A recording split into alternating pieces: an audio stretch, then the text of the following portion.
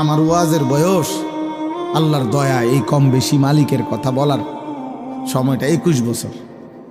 আজ আমার আর শরীর চলে না। আমার এই কোমরে 24 ঘন্টা ব্যথা করে। আমি ছোট লেখা, চোখে কম দেখি, গলায় সারাদিন ব্যথা করে, শরীরে খুব ক্লান্তি লাগে। যখনই সুযোগ পাই 20 মিনিটও শুয়ে থাকি, গাড়ির মধ্যে কাইট হয়ে থাকি, চুপ করে থাকি। সকালবেলা ঘুমাইলে বাসায় 2-3 জন লাগে উঠাইতে ডাক, মানে এতটা ক্লান্তি।